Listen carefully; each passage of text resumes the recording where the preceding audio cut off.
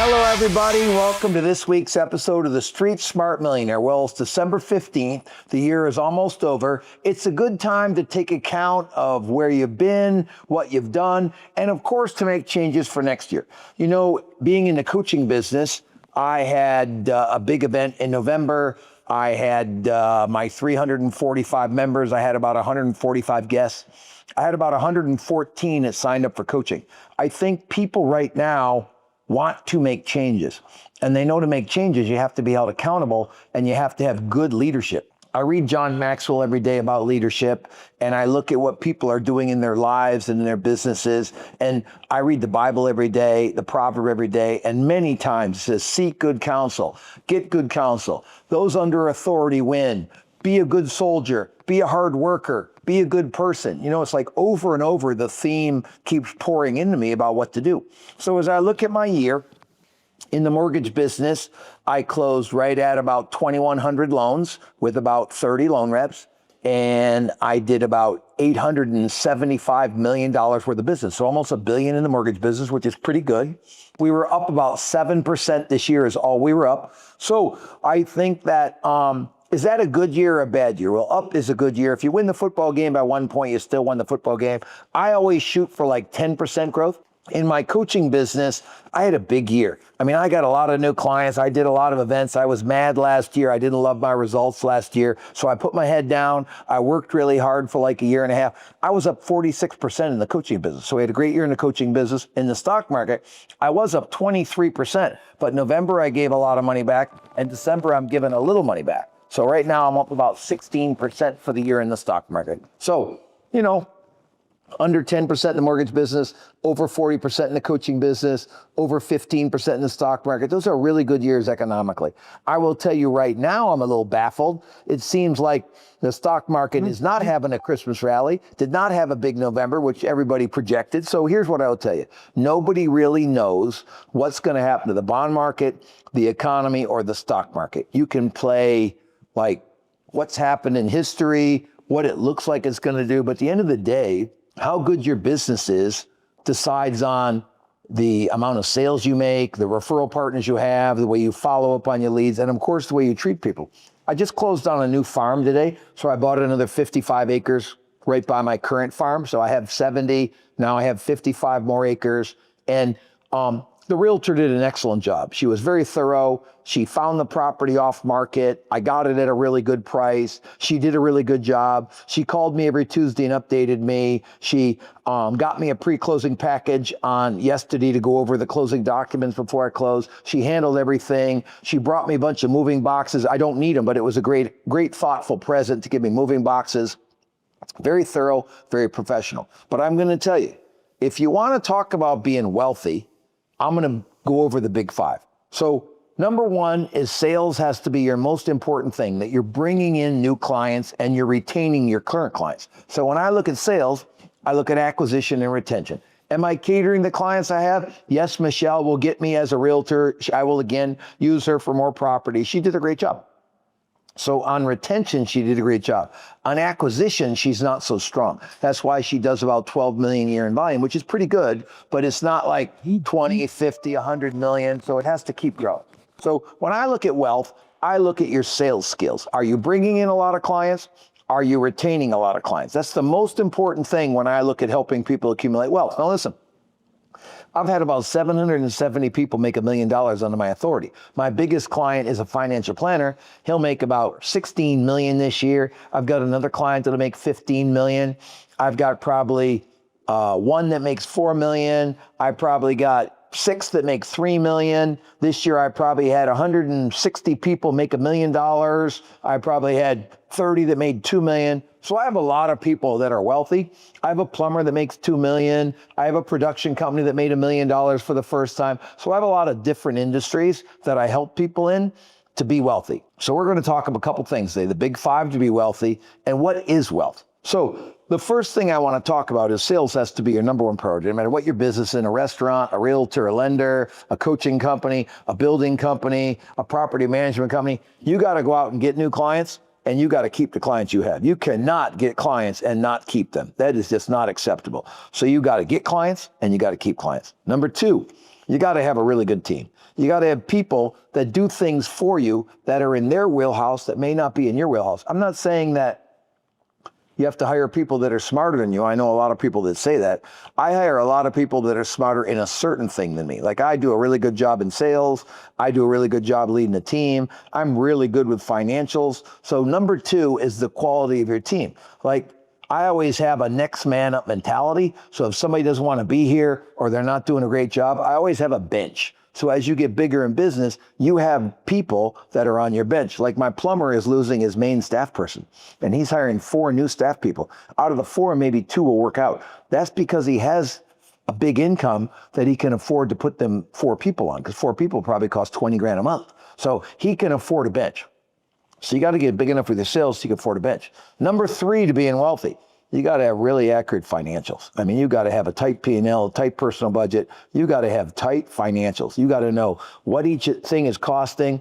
Like I work at a big company, it's the #1 company in America across country, and we're working on tightening up our financials to give our branches simpler financials to understand so that they can really analyze what they're spending, what they're keeping, so that our company can help them make more money. That's what I love about this company. Their main focus is getting their people to do better. That's really, more people is great, but getting your people to do better is more important. It helps with retention. So that's number 3. Number 4 is easy. Save 20% for 20 years and don't touch it. If you do that, you'll be wealthy. I did a bunch of budget meetings with a bunch of employees today, and they're all saving between $300 and say $2 grand a month. And these are all staff people. And they're on track that in 20 years, they will all have $1 million to $3 million in the bank set aside. And the last thing, number 5, you got to learn how to be a good investor. So whether it's you're investing in real estate or stock market or gold or silver or commodities, you got to be an avid investor. You got to pay attention.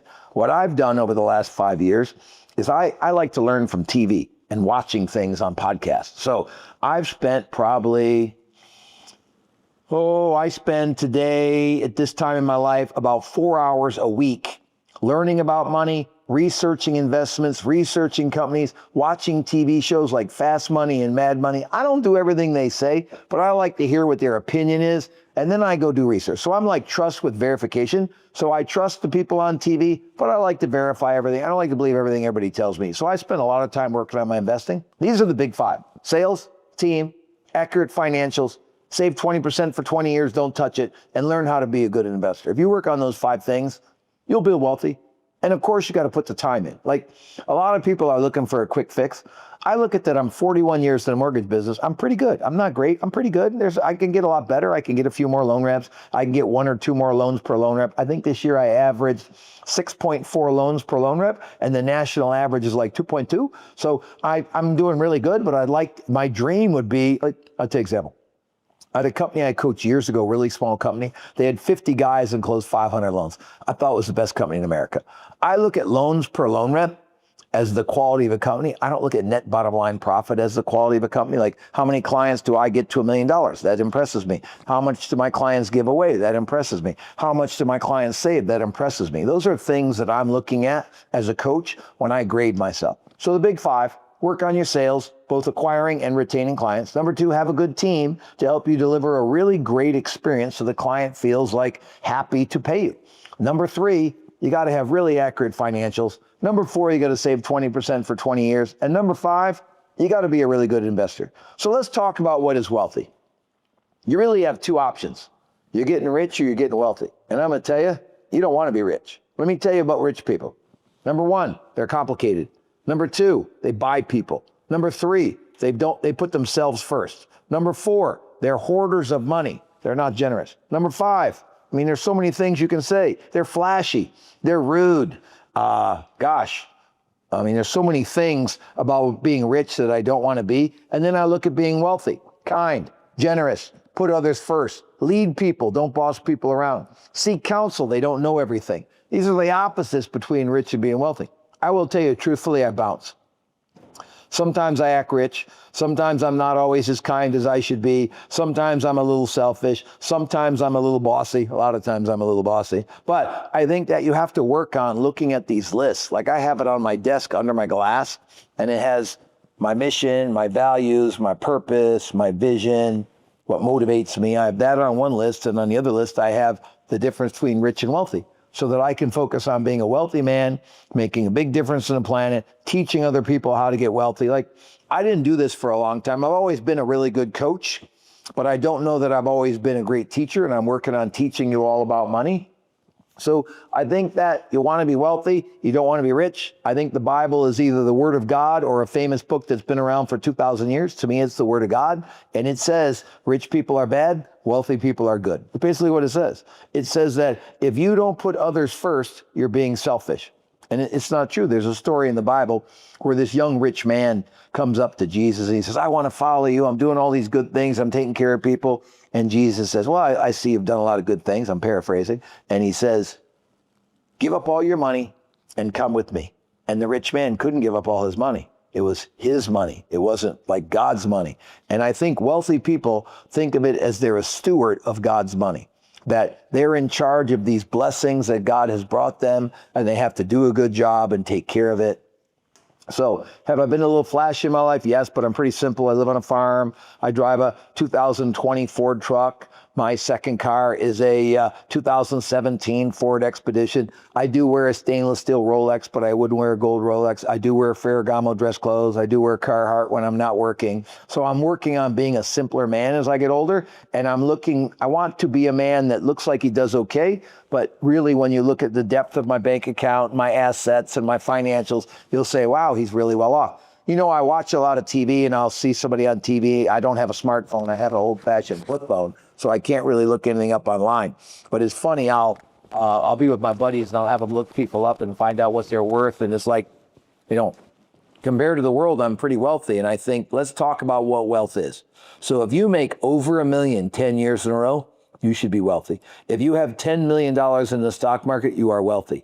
If you have $2 million in equity in real estate, you are wealthy. If you have zero debt, you are wealthy. So just so you know, most wealthy people don't have any mortgages. I have an office building, a man cave, 2 farms, a big lake house. I don't owe anybody any money. I don't have any car loans. I bought the farm with interest on my assets. So this year I made, like I said, 16.5% in the stock market, which was a lot of money. And I bought the farm with the interest I made on the money. I didn't use any of my cash. I didn't use a loan. So I think that wealthy people buy with interest. Rich people buy with debt. So if you got to go out and finance a car, that's rich behavior. If you got to finance a Rolex, that's rich behavior. If you have mortgage to the hilt, that's rich behavior. So it's like, you know, houses are good investments and they go up in value. Like, I believe you got to have a real estate portfolio and you got to have a stock portfolio. I believe the stock portfolio should be way bigger than the real estate portfolio. I think real estate is great. I think you buy a nice house. You buy a house that's 3 to 4 times what you make, so you're leveraged, and you use the mortgage to leverage your investment. I think you move every 3 to 5 years, and you change as your life requires and your financials require. I think you have to live in as much house as you can afford. Do that and save 20% for 20 years. Do those 2 things, keep moving up every 3 to 5 years, and stick your 20% in the stock market and learn how to be an investor. I was doing budgeting on some of my employees today. I look at all my employees' budgets every month. I do goal setting on all my employees. I do budgeting on all my employees. We do charity work with all my employees, and we have tons of food for them to eat. In my office, you can have breakfast, you can have a snack, you can have lunch, and you can have a snack. I bring in a fun lunch every Thursday for all my employees. So I bring in lunch for everybody, and I have about right under 200 employees across the country. Locally, I have 55 employees downstairs in my coaching business, and upstairs I have one of my branches, so I have 23 employees upstairs. So I have about 73 employees locally in North Carolina. The rest of my employees are in Michigan, Ohio, Tennessee, so those are where my other offices are. I don't have a lot of offices. I have 4 locations, about 30 loan reps, so I try to have like 8 to 12 people per location so you can create an environment. I see a lot of people in the mortgage business and real estate business have a bunch of locations with people everywhere. That's easy to recruit like that, but it's not good for morale. It doesn't create a good culture. So, you know, a lot of people want to own a business. I will tell you that I have worked in the mortgage business for other people for half of my career, and half of my career I owned a mortgage company. So I owned 20% of a pretty big mortgage company, and I owned 100% of a little brokerage company. So about 20 years I've been an owner. About 21 years I've worked for other people. I've worked for 2 billionaires, and both have changed my life. Both taught me a lot. I learn a lot from the guy I work for now about how to run a business, how to stay calm, how to do the right thing, how to solve problems. And I will tell you that he taught me something funny, and it's about 2 years ago. He said, Rick, the bigger you get, the more poop you have to eat. I'm like, what does that mean? And it's the truth. The bigger you are, the more grief you get, the more people complain about you, the more people are out to get you, the more people talk bad about you. So if you're going to be big, you're going to eat some poop. And I think that's not how he put it, but it's how I'm putting it. But I think that's part of it. And I think that, I'll get a lot of calls every day. Just so you know, I take about 30 phone calls a day.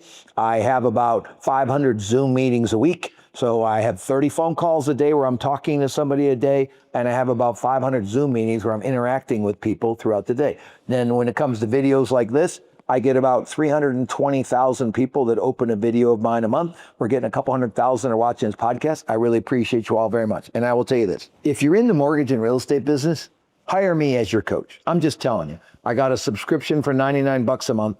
Access to everything I teach, my playbook, everything I do. That's not really going to get you wealthy. You're going to have accountability.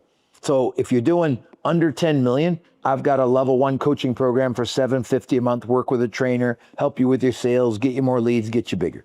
If you do between 10 and 20 million, I got a level 2 where you work with coaches that make between $800 and $2 million. These are really good coaches that are in the business. And if you do over 20 million, I got a level 3 for $3,500 a month. We look at your greatness tracker, your lead tracker, your pay log, your P&L, your personal budget, all coached by people that make between 1 and 15 million. So it's pretty unbelievable. I think your coach should always be a little better in the business than you are. I look at all the new mortgage coaches and real estate coaches in the last 5 years, and most of them really don't have really good businesses. So look behind the curtain. What kind of business do they have? How much money do they make? I'll tell you a secret about financial planners. I wouldn't deal with a financial planner that didn't give me his tax returns and his financials. I want to see, if you're going to manage my money, that you're in good financial shape. I think these are simple things to do some investigation to make sure you have the right counsel. Like the Bible says, doesn't say seek any counsel, it says seek good counsel. So in the mortgage and real estate business, I'm excellent counsel. In business in general, I'm pretty good counsel. As an investor, I'm pretty good counsel. So let's talk about being an entrepreneur. The most important thing is your sales. So you can't own a restaurant if you can't get people in the door.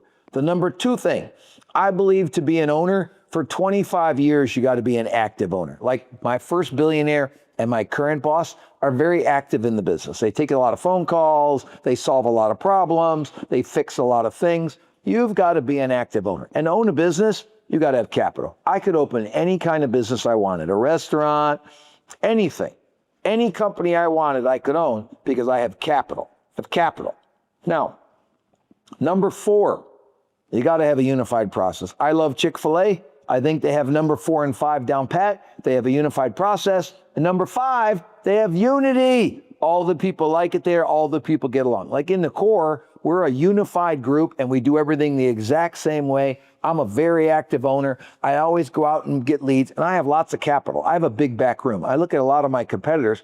They have no back room. They have no infrastructure. They're just a bunch of guys that rent a room and they do a talk and they sign you up and they don't have anything to do. So listen, I've owned the core for 24 and a half years that I've owned the core. We have grown every single year except last year. Last year we fell, and this year I'm up 45%. So I'm right back on track, doing well. I have a lot of new clients. I have about 55 new level 3 clients starting in January. I have about 27 new level 2 clients starting in January. I lost about 26 level 3s, and I lost about 15 level 2s. So I will have growth.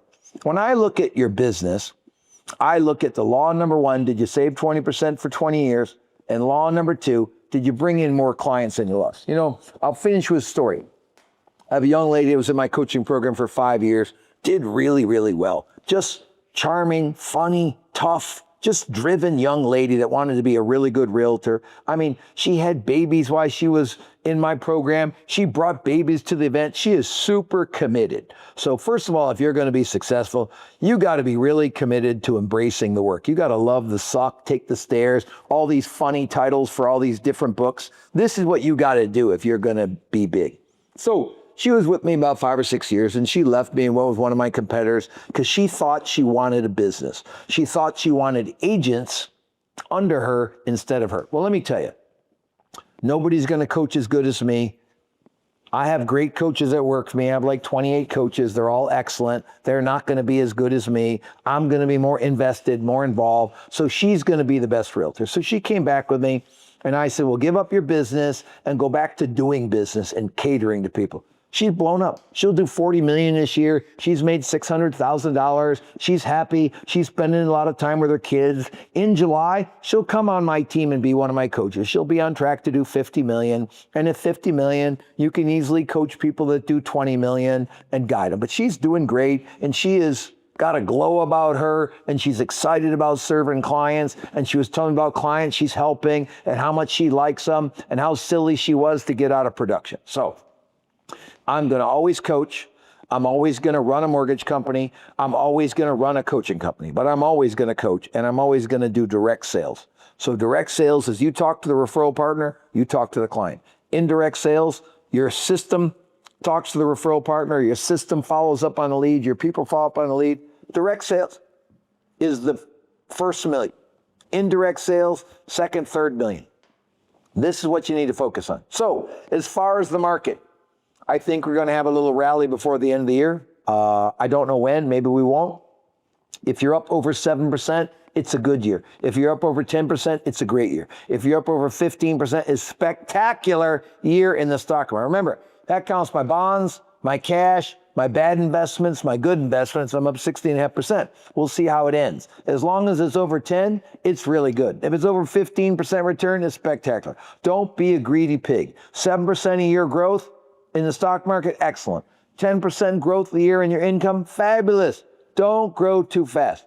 I got a young student who's a phenom. He's the best I've ever had. He's 31 years old. He made 3.3 million this year. And I'm so worried about this kid, even though he's grounded, humble, committed to God, committed to family, committed to being under authority. I'm worried about the kid. At 31 years old to make 3 million, where does he go in 10 to 20 years? So, gosh, don't get too big too fast. Wealth is a long-term journey. Success is a long-term. Listen, I do not feel successful. I barely feel wealthy. I'm doing pretty good. I've got a pretty good business. I've got a pretty good portfolio of real estate and stocks. I'm doing pretty good. I'm going to get better. And I will finish with this. You look at your life, you have some good goals for next year, and you get better at everything. I'm going to be a better Christian. I'm going to be a better husband. I'm going to be a better dad. I'm going to be a better grandpa. I'm going to be a better friend. I'm going to be a better coach. I'm going to be a better employer. I'm just going to get better. And I will tell you this, if I focus on getting a little better in all the areas of my life, I'll have some blessings. I'll have some more clients to take care of. I'll have some great employees. I'll make some more money. I'll stick some more money in the stock market. Good things will come my way. So as we finish the year, I want you to review what you did in all your categories, and I want you to review what you're going to do better next year. So I'm excited about 2026. I'm thrilled for 2025. I think I have one more podcast for the year. Thank you all for following me. Send it to friends. Come with me if you're in real estate and lending business. Let me coach you, and I'll help you break some records. Have a great week. Have a happy holiday. Street Smart Millionaire, Rick Ruby, over and out.